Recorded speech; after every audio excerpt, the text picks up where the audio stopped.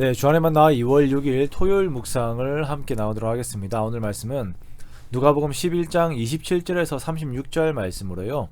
외식이 아닌 정직이라고 하는 제목으로 함께 묵상을 나오도록 하겠습니다. 이제 명절이 다가옵니다. 교회 옆에 있는 이마트 트레이더스에 가보니까 1층 진열장에 어마어마한 선물 세트들이 있더라고요. 참 엄청납니다. 온갖 예쁜 포장들로 덮여 있어서 진짜 말 그대로 있어 보여요. 명절이 되어서 선물들을 받아서 과일 같은 것들을 열어보면 항상 마음에 조금 아쉬움들이 좀 있죠. 겉포장에 쓰는 비용보다 과일의 품질 혹은 양에 더 신경을 썼으면 하는 마음들이 있습니다. 과일 자체도 마찬가지입니다. 껍질이 반질반질한데 먹어보면 맛이 없는 것들이 있어요. 반대로 노지에서 자란 귤 같은 경우는 껍질이 거무튀튀한데도 먹으면 맛있는 것들이 있죠. 항상 중요한 것은 안에 있습니다. 그런데 사람들은 밖에 있는 것으로 인해 정확한 판단을 하지 못합니다. 예수님 시대 바리새인들은 이러한 사람들의 연약함을 잘 이용하였고 그것에 자신들도 속으면서 살았습니다. 예수님께서 한 바리새인의 집에 들어가셔서 식사를 하시는데 식사 전에 손을 씻는 행위, 그 예의를 갖추지 않으세요. 그러자 바리새인은 이것을 의아하게 생각을 합니다. 자, 이때 예수님께서는 이 의도한 행동을 시작으로 하여서 바리새인들의 외식함을 지적을 하세요. 요점은 이것입니다. 바리새인들의 속은 엉망인데 외적으로 보이는 경건은 너무나도 잘 만든다는 것입니다.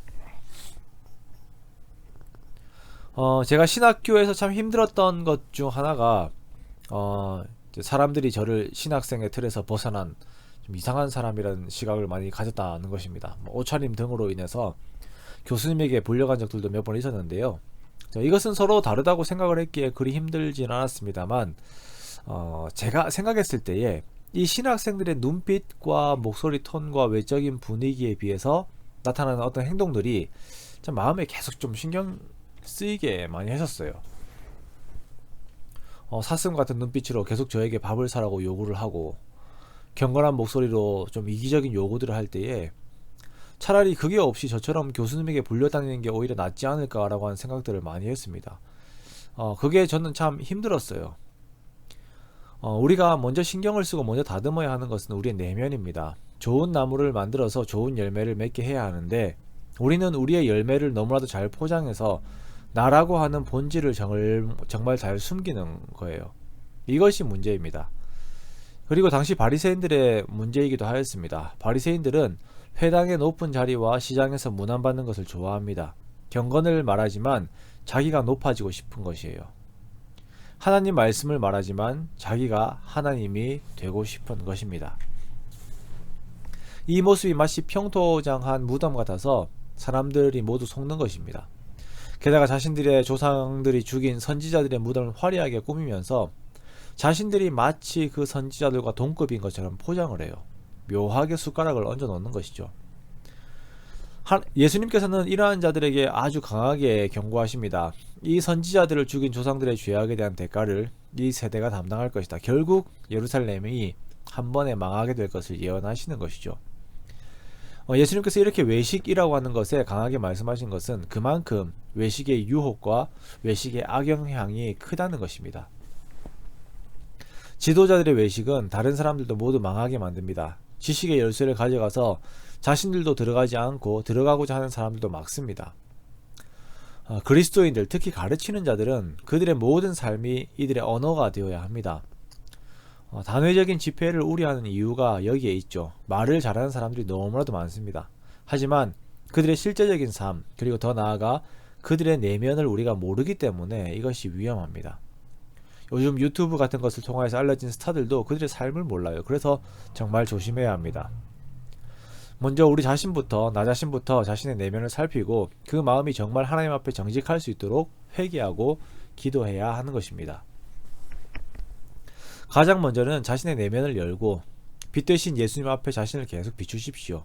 겸손하게 말씀을 받고 말씀 앞에서 버티는 것이 아니라 그 앞에 무릎을 꿇으십시오. 정말 성령님께서 이 부분에 있어서 강하게 역사하시길 기도합니다. 정직하게 하나님 앞에 나아가십시오.